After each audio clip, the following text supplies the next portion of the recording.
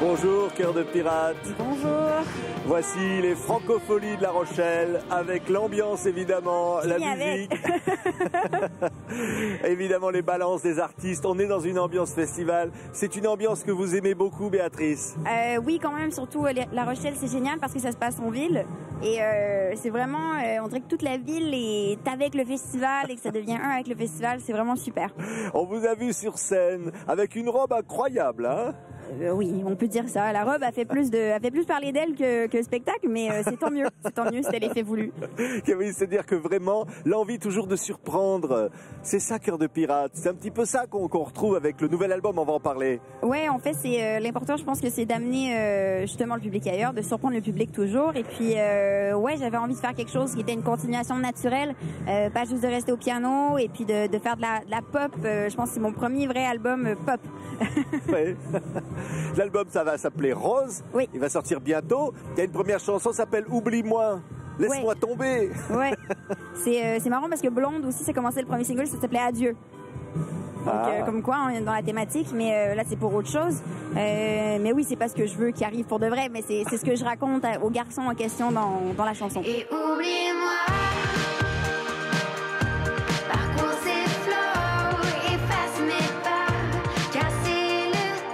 C'est un thème un peu comme ça, l'envie de raconter ce que l'on est. En fait, j'ai passé d'un amour qui est très fatidique à un amour qui est pour lequel on doit se battre. C'est très, j'ai beaucoup aimé cette progression, en fait, que ce soit chez moi ou que ce soit peut-être chez les gens qui écoutaient ma musique aussi. Ça permet de montrer que justement, en vieillissant, on a une autre approche à ce sentiment, en fait, qui motive plein de musiciens dans le monde. J'ai trouvé ça vraiment beau de voir cette évolution, en fait, d'écrire là-dessus. C'est raconter ce que l'on est. C'est raconter aussi une petite fille qui s'appelle Romy. Oui. Vous êtes une jeune maman, oui. Béatrice. Oui. Et alors, évidemment, ça change la vie quand on est une star et qu'il y a un petit enfant qui arrive. On a envie d'écrire une chanson et elle va s'appeler The Way Back Home. Ouais, ben en fait, c'est normal. Je crois que sa venue inspire un peu comment j'écris aujourd'hui et elle a inspiré cette chanson-là aussi. C'est quand même assez fou. Mais elle a inspiré vraiment ma façon d'écrire. En fait, j'ai changé complètement ma façon de voir les choses et comment mon écriture peut transparaître et tout. J'ai une vision un peu plus positive de la vie maintenant. L'envie de lui faire écouter les chansons, elle réagit aux chansons. Ouais, carrément. En plus, hier, elle chantait, mon mari me disait, elle était là backstage et il me disait, elle chantait Crie tout bas, qui est probablement le deuxième single. Et puis elle connaît déjà les chansons et tout. Elle adore Golden Baby, Adieu et tout. C'est très Alors, j'imagine qu'elle a déjà entendu cette mélodie qui est un tube, évidemment, comme des enfants. Ouais. Et qu'est-ce qu'elle fait? Elle a envie elle bouge un peu quand elle entend ça? Je sais, quand elle est venue un petit peu sur les balances, elle venait au piano avec moi, elle m'enlevait les mains du piano. Mais ouais, c'est fascinant de voir comment elle réagit à tout ça.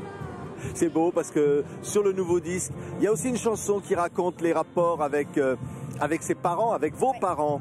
C'est l'envie de raconter aussi que ça n'a pas toujours été facile. Ben en fait, c'est pas que ça a été pas facile ou difficile ou quoi que ce soit, c'est juste que ça a été assez complexe parce que j'ai compris ce que ma mère voulait faire avec moi. Le moment où moi je suis devenue mère aussi, elle était très proche de moi au niveau du piano, donc il y avait cet aspect un peu autoritaire, comme quelqu'un qui est à côté de toi quand tu fais tes devoirs. Donc oui, pendant un moment, je lui en ai un peu voulu, mais maintenant je comprends pourquoi elle a fait ça.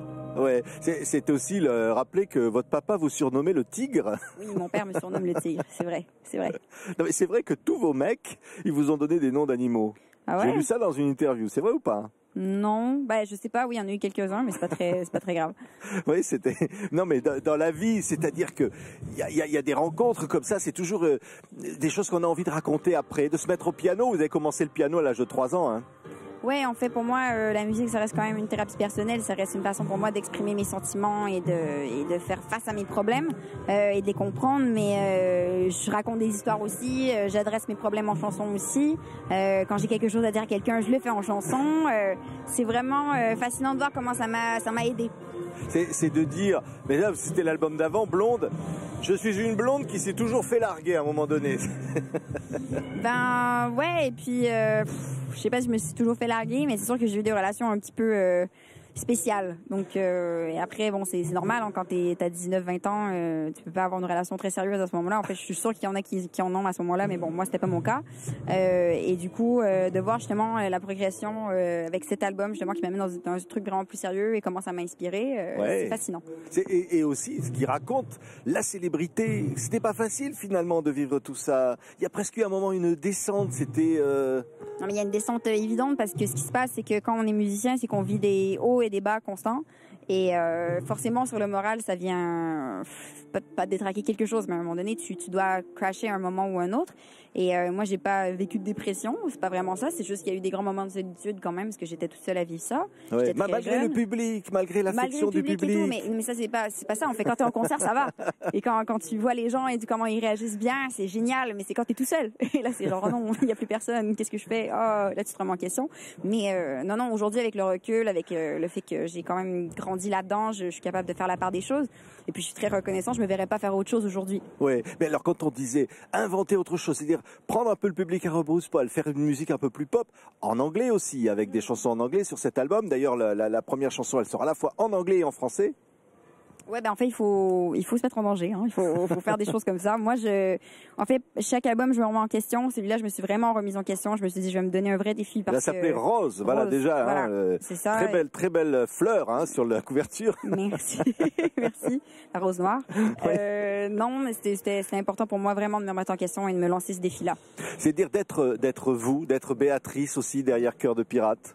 Ouais, pas en fait, c'est un peu devenu les deux. Hein. C'est genre, au début, je me cachais un peu derrière Cœur de Pirate et maintenant, bon, c'est forcément devenu ce que je suis parce que ce que je fais définit un peu ce que je suis, comme pas mal de gens. Mais ouais, c'est drôle de voir comment ça s'est mis ensemble. C'est l'envie d'aussi faire une carrière internationale? Bah, pas tant l'envie je veux pas conquérir le monde, c'est pas ça, je veux juste aller dans les territoires où les gens m'écoutent depuis toujours et où j'ai pas eu la chance d'aller parce que j'avais pas les ressources pour le faire.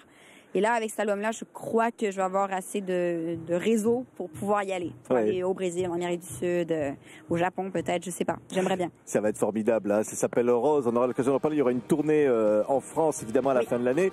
Merci beaucoup, Cœur de Pirate. Ça s'appelle Rose, le nouvel album. Et ici, au Franco, c'était un superbe concert. On va revoir encore quelques extraits. On était ravis. À bientôt, Merci Béatrice. Beaucoup. Au revoir.